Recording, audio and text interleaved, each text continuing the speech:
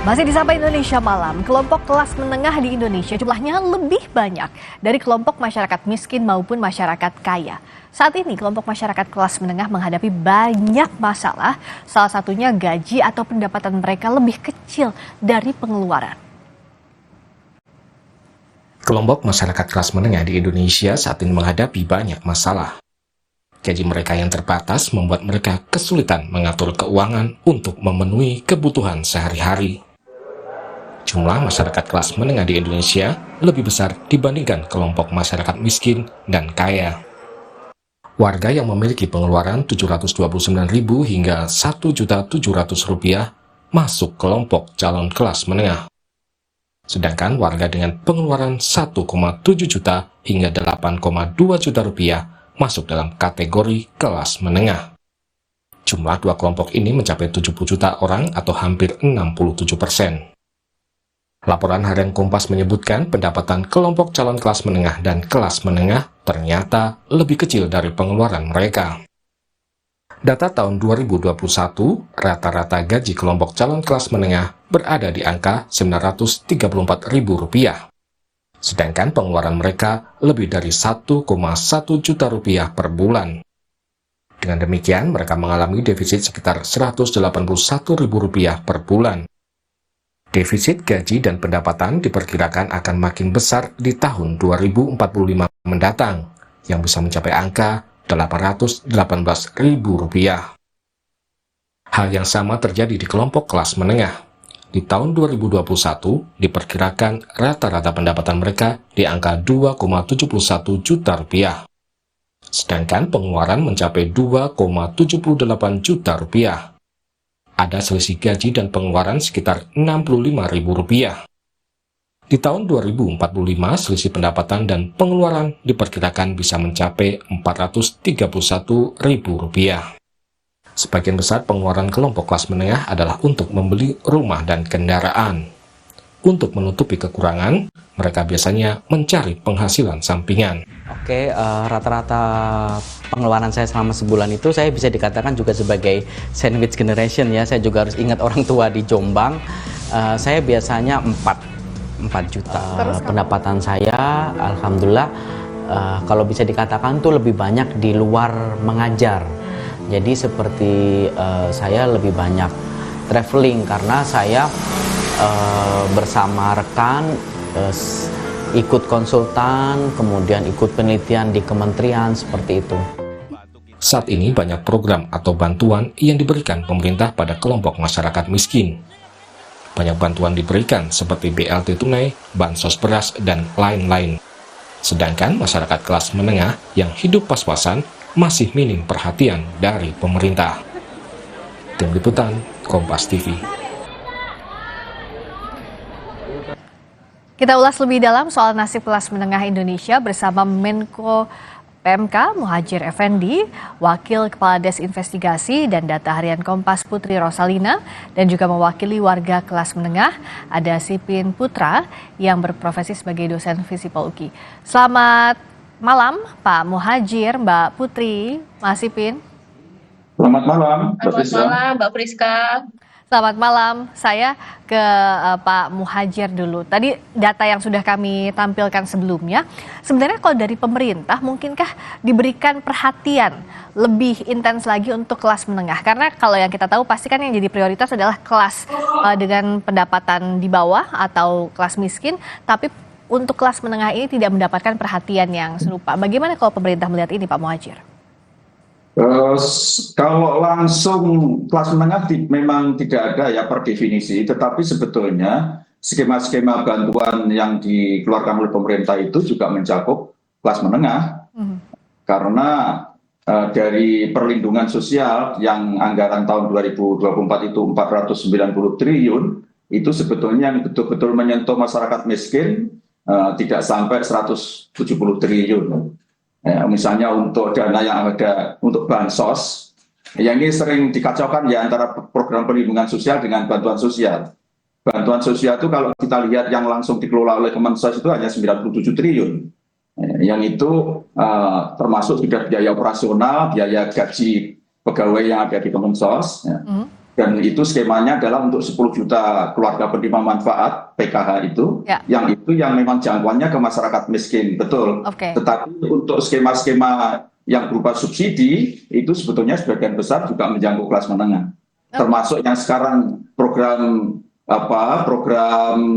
pangan cadangan pangan pemerintah ini kan cakupannya sampai 22.400.000 kepala keluarga. Yang itu tentu saja kita yakin sebetulnya kelas menengah juga ikut terbantu dengan program pangan beras yang sekarang 10 kilo per bulan ini. Oke. Nah, kalau bicara kelas menengah ini kan Pak Muhadjir, ini adalah kelompok yang menjadi penggerak ekonomi salah satunya karena juga bisa untuk berbelanja, menggerakkan kegiatan pariwisata juga. Tapi di sisi lain ada kebutuhan misalnya gajiannya kapan, tapi sekarang sudah habis duluan karena untuk memenuhi kebutuhan kredit rumah misalnya atau kendaraan. Sebenarnya kalau dari pemerintah mungkin tidak memberikan semacam misalnya subsidi untuk kredit perumahan karena untuk kelas menengah ini kan yang dicari adalah kelayakan hidup, bukan berfoya-foya juga tapi untuk mencapai taraf kelayakan hidup. Begitu Pak Muhadjir.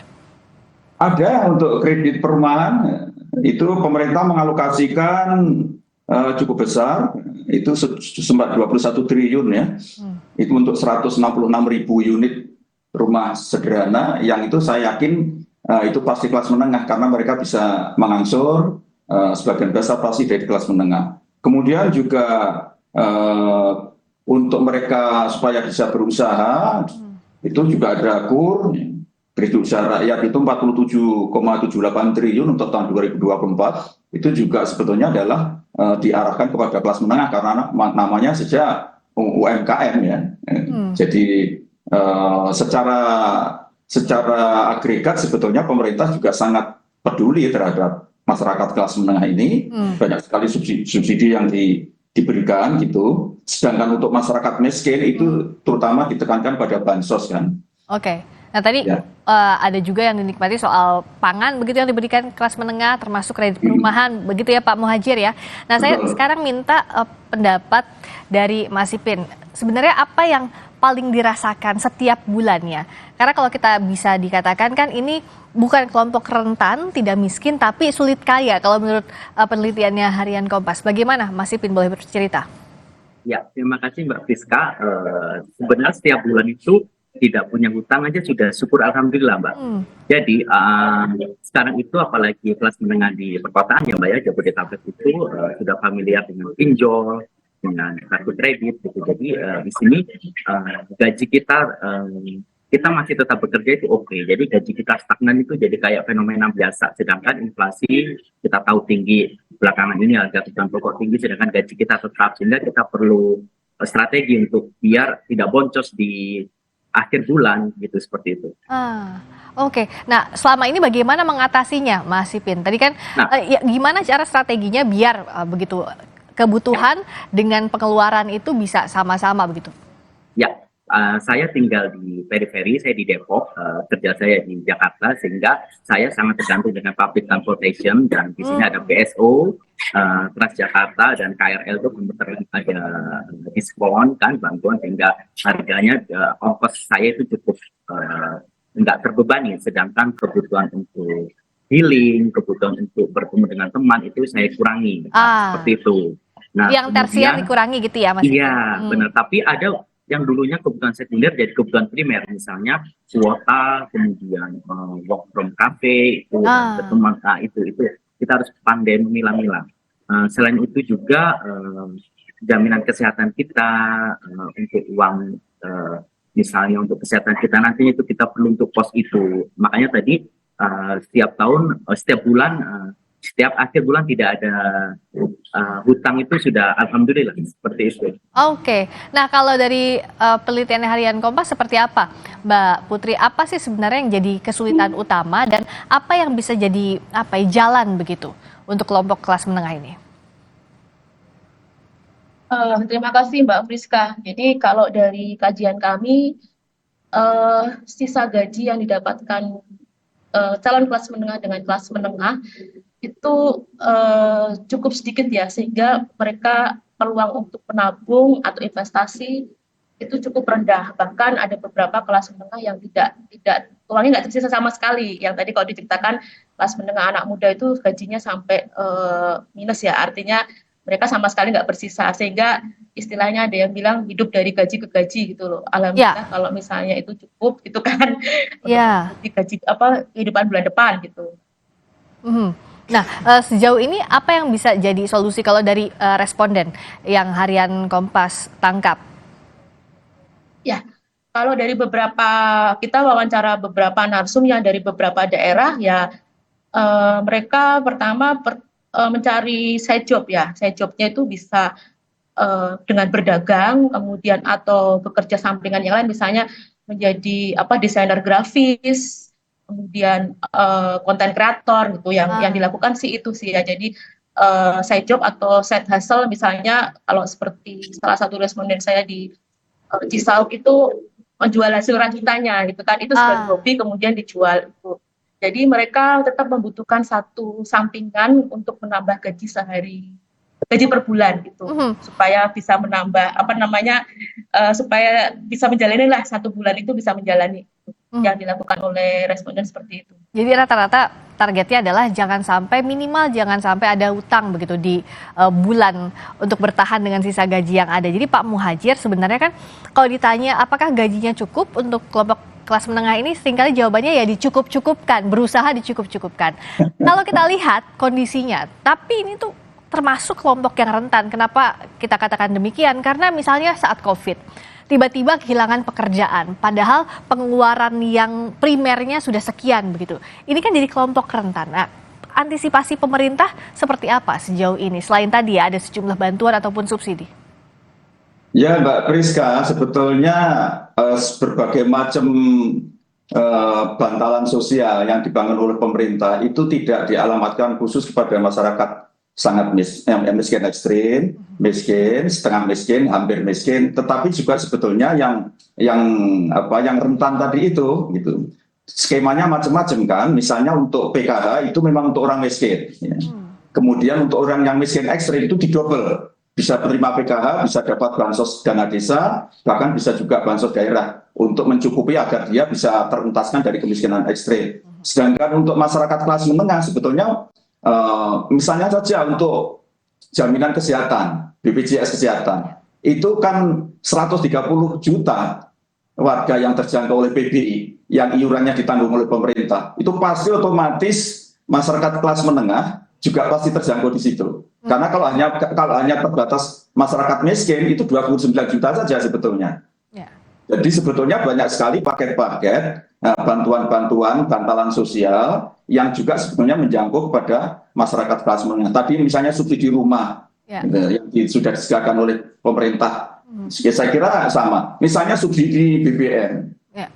itu kan juga tidak untuk orang miskin sebetulnya. Itu Ya. kan masyarakat menengah kan, termasuk bantuan kredit sepeda motor yang sekarang sudah digulirkan oleh pemerintah, terutama untuk motor listrik. Itu kan juga masih masyarakat kelas menengah juga gitu.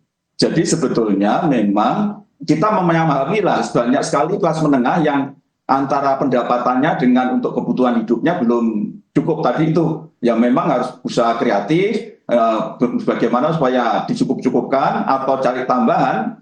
Dan saya lihat memang gaya hidup masyarakat kelas menengah terutama anak muda sekarang ini adalah pekerja keras dan suka banyak kerja serabutan. Ya.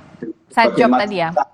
Betul, jadi mereka menurut saya ini justru bagus ya. Anak-anak kelas menengah, anak muda kelas menengah itu rata-rata lebih kreatif, lebih haus akan tantangan hidup dan seterusnya. Ya. Jadi ya kembali kepada sikap mental saja, Mbak Priska. Oke, saya ke Mbak Putri dulu.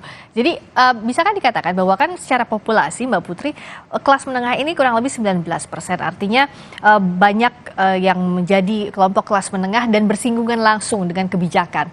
Kalau harian Kompas melihat apa sebenarnya yang bisa pemerintah lengkapi dengan kebijakan yang sudah ada? Seperti yang tadi disampaikan Pak Muhajir.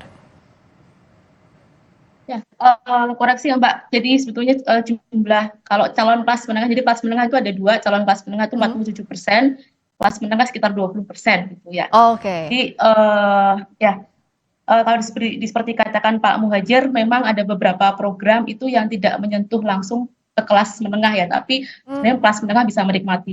Tapi terkadang dari wawancara lapangan itu ada beberapa kelas menengah yang sulit untuk menjangkau bantuan itu karena dianggap kamu sudah nggak miskin lagi gitu. Seperti yang saya temui di salah satu responden di Semarang, dia untuk mengurus UKT anaknya supaya turun itu susah sekali. Tadinya UKT-nya tinggi karena dia dianggap kelas atas gitu. Tapi kemudian di tengah jalan teman saya itu bangkrut gitu kan, usahanya bangkrut sehingga ya turunlah menjadi calon kelas menengah. Nah, itu sulit sekali untuk menurunkan UKT seperti itu karena harus proses surat miskin juga nggak mungkin juga. Mungkin, gitu iya, kan, betul. bagi orang miskin ya gitu. Jadi kalau dari pengalaman responden ini saya lihat memang mungkin meskipun ada yang sudah menyentuh, tapi mungkin harus dia banner ya Pak, harus ada banner bahwa ini untuk program kelas menengah supaya kelas menengah juga mudah untuk menjangkau program-program yang sebenarnya bisa dijangkau olehnya. Oke, nah untuk sampelnya saya tanya langsung ke Mas Ipin, apa kebijakan yang masih dianggap belum menyentuh kebutuhan kelas menengah, tapi sebenarnya itu dibutuhkan begitu untuk menyambung hidup setiap bulannya? Ya, terima kasih Mbak Friska. Kebijakan misalnya waktu Kemenang kemarin ada kebijakan kuota untuk tenaga pengajar itu cukup membantu. Ada kebijakan prakerja karena kan banyak yang kena layoff, startup banyak yang ambruk, kemudian karyawan kehilangan pekerjaan sehingga mereka ikut program prakerja, ada beberapa jilid itu. Nah, tapi ada program bansos, PKH itu kan tidak menjangkau kami. Nah, beberapa strategi kami untuk mendapatkan perhatian dari pemerintah adalah misalnya bagaimana dengan kelas menengah yang di bawah UMR, tapi dia tidak mendapatkan jaminan misalnya BPJS Ketenagakerjaan, BPJS Kesehatan, tadi disebutkan PBI. Sedangkan saya sendiri itu mandiri dan tempat saya bekerja tidak mengcover itu, sehingga ya saya kalau tidak punya uang ya tidak bisa auto debit, tidak bisa membayar iuran BPJS saya sebagai warga negara yang baik. Nah, beberapa hal ini perlu diperhatikan oleh pemerintah, makanya kami kecil nih. Saya sebagai warga kelas menengah, saya dari daerah tinggal di Jakarta, akan pulang kampung, akan mudik di bulan depan itu, ternyata BUMN memberikan program CSR ada syarat untuk bisa mudik gratis. Kenapa saya pilih mudik gratis? Karena pesawat dalam negeri, Mbak Friska tahu sendiri ya harganya ya, ke Surabaya berapa, nah PP berapa, belum uang saku dan sebagainya. Kemudian juga naik bis juga seperti war tiket kereta api udah habis, sehingga pilihannya adalah misalnya mudik gratis. Mudik gratis itu ternyata ada syarat dari salah satu BUMN itu mengajukan surat SKTM. Nah, tadi Mbak Putri bilang ada beberapa hal yang kami tidak bisa mengakses itu. UKT tadi, bayar anak kita sekolah, tidak bisa mendapatkan keringanan karena kita tidak bisa ke RW, kita untuk mengurus surat SKTM, seperti itu. Tadi dari masukannya Mas Ipin, bagaimana Pak Muhajir? Bisakah ini dilakukan, dipenuhi misalnya jaminan kesehatan dan juga kebutuhan lainnya tadi? Kalau BPJS Kesehatan, kalau memang betul-betul dibutuhkan dan setelah diverifikasi memang tidak mampu, itu pasti. Karena kita sediakan pagunya itu sampai 136 juta. 96 juta itu dana dari pusat, sisanya itu disiapkan. Bahkan di masing-masing daerah itu ada DAK.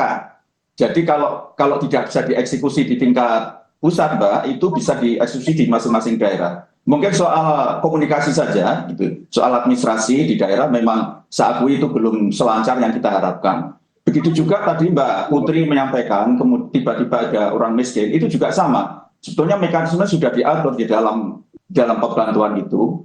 Kita sadar betul sangat rentan di Indonesia ini kemiskinan itu, orang bisa saja mendadak miskin gitu. Terutama kalangan masyarakat sandwich generasi ya, generasi sandwich. Karena itu sebetulnya memang di sana setiap orang untuk mendapatkan bantuan itu harus terdata di DTKS. Tetapi kalau belum ada di DTKS, sebetulnya bisa lewat musyawarah desa. Dan itu bisa digunakan dana desa. Jadi dana desa itu, Mbak Friska, itu sudah kita tagging untuk dana bantuan BLT dana desa itu ada. Jadi bantuan langsung dana desa untuk mereka yang miskin, yang belum tercover oleh DTKS, itu tersedia di sana. Cuman bagaimana itu bisa jalan, mekanismenya sedang cepat gitu. Kita tahu misalnya kalau ada keluarga sandwich, kemudian yang satu-satunya yang bisa menghidupi itu meninggal misalnya, itu akan terjadi kemiskinan beruntun. Dan itu mestinya desa harus segera sigap untuk mengatasi bagaimana supaya yang bersangkutan tidak terjerembab ke dalam kemiskinan yang terlalu dalam, sebelum kemudian mereka bisa dihandle dana DTKS dari pusat. Belum masuk di dalam data DTKS dan kemudian ada paket bantuan dari pusat. Gitu. Apalagi sekarang kan data kita lengkap, karena sekarang data itu ada di Kemenko PMK, namanya data P3KE kan, pencasaran percepatan kemiskinan ekstrim. Itu desilnya sampai 10. Desil 10 itu termasuk di situ kelas menengah gitu. Karena kalau yang miskin itu hanya sampai desil 4 gitu. Ya. Jadi sebetulnya kalau data by name by address itu sudah cukup. Bagaimana kita bisa nanti menyampaikan paket-paket bantuan itu. Tapi usulannya dari Mas Sipin tentang BPJS tenaga kerja ini sedang kita perjuangkan. Jadi nanti tidak hanya jaminan kesehatan saja, tapi juga jaminan ketenaga kerjaan, terutama 2. Yaitu jaminan kematian karena kerja dan jaminan kecelakaan kerja. Itu sedang kita upayakan, mudah-mudahan nanti bisa mendapatkan persetujuan oleh pemerintah gitu ya. Sehingga kalau itu bisa iurannya bisa ditanggung sebagian oleh pemerintah, syukur-syukur skalanya juga sebesar apa yang di BPJS Kesehatan yang 136 juta itu, maka mungkin solusinya itu menjadi salah satu solusi yang sekarang sedang kita perjuangkan itu. Oke, dan ini bisa diterapkan kapan Pak Muhadjir? Dalam artian begini, seringkali kan tadi usulannya Mas Sipin dan juga warga kelas menengah lainnya adalah saat mengurus itu terbentur birokrasi. Nanti jawabannya adalah, tapi bukan masuk kelompok miskin begitu. Itu salah satu jawaban yang paling sering banyak terjadi. Nah, bagaimana agar mekanisme ini bisa berjalan di tiap daerah, tidak dibeda-bedakan, daerah yang ini lancar, yang dekat dengan pusat, yang lainnya tidak, itu seperti apa Pak Muhadjir? Antisipasi? Ya itu sangat tergantung ya niat baik dari warga juga gitu. Karena begini Mbak Friska, banyak sekali warga yang sebetulnya tidak layak dalam kategori itu juga mengaku. Ini yang sering menyulitkan tim verifikasi di lapangan gitu ya. Dan memang kita akui ini belum berjalan dengan cukup bagus, tetapi terus kita perbaiki mekanisme-mekanisme itu, tapi juga sangat tergantung pagu anggaran kan. Ya. Misalnya kalau nanti BPJS tenaga kerjaan itu bisa masuk di dalamnya itu bantuan PBI dari pemerintah untuk terutama pekerja informal yang sekarang kita sasar. Dan sekarang ini baru 1 juta untuk uji cobanya. Jadi ada pekerja informal yang sekarang sudah mendapatkan bantuan biaya asuransi tenaga kerjanya ditanggung oleh pemerintah. Nah, ini kalau nanti bisa kita lakukan sehingga di penanganan kelas menengah itu dari kanan dan kiri, artinya BPJS Kesehatan sudah di cover tadi 136 juta itu, saya yakin itu kelas menengah sudah masuk di situ. Kemudian nanti kalau ada juga jaminan kesehatan tenaga kerja, jaminan kesejahteraan, terutama tadi itu tentang kematian dan kecelakaan kerja. Syukur-syukur sebetulnya yang penting adalah jaminan hari tua dan jaminan pensiun. Kalau 4 itu bisa di cover, itu akan sangat bagus memang. Mudah-mudahan lah, saya kan tinggal 7 bulan. Mudah-mudahan pemerintah berikutnya bisa menindaklanjuti merealisasi. Itu sudah berkali-kali saya sebagai Menko PMK sudah berkali-kali mengusulkan supaya ada diimbangnya, ada jaminan ketenaga kerjaan itu. Nah, Mbak Putri melihat tadi sudah solutifkah yang disampaikan Pak Muhadjir dan bisa diterapkan segera mungkin dan bahkan ada transisi pemerintahan bisa dilanjutkan semestinya? Di atas kertas begitu ya seharusnya, tapi nanti kita belum tahu ya prakteknya pada pemerintahan berikutnya apakah mereka programnya apa seperti yang sekarang, maksudnya dalam tanda petik peduli kelas menengah atau yang lain gitu kan, karena kalau saya lihat kan sekarang lagi gencar-gencarnya makan siang gratis gitu kan. Nah, khawatirnya nanti melupakan program yang lain gitu. Oke, jangan sampai dilupakan juga ya untuk kelas menengah ini. Terakhir harapannya Mas Sipin, apa yang bisa sebenarnya dibantu oleh pemerintah untuk meringankan beban warga kelas menengah? Ya, terima kasih Mbak Friska. Sebenarnya kita itu sudah terbiasa tadi serabutan ya, side hustle kita banyak. Makanya weekend kita ya kerja, apalagi kita dibantu dengan teknologi yang semakin canggih. Tapi harapan buat pemerintah adalah memperhatikan kami itu infrastruktur yang baik, udah deh jangan macet, terus transportasi yang bagus, jangan tiba-tiba ada isu kenaikan transportasi publik, itu kamu pertama yang akan merasa dampaknya dan pertama yang akan bergejolak misalnya PSO dicabut, itu kami yang akan terasa. Seperti itu Mbak Priska. Baik, masukan ini semoga dibantu direalisasikan oleh pemerintah, termasuk tadi juga kebijakan yang sudah dilakukan diteruskan. Pak Muhadjir, itu titipannya dari warga kelas menengah seperti yang kita bahas ini, jangan sampai juga ini menghambat nanti Indonesia emas, tapi justru tingkat ekonominya malahnya merosot. Itu yang kita tidak harapkan. Terima kasih banyak Pak Muhadjir Effendi, Menko PMK. Terima kasih Pak Muhadjir. Terima kasih Mbak Putri, Mbak Putri Rosalina, Wakil Kepala Des Investigasi dan Data Harian Kompas, dan juga Mas Sipit Putra, mewakili warga kelas menengah sebagai dosen Visipol UKI. Terima kasih. Selamat malam.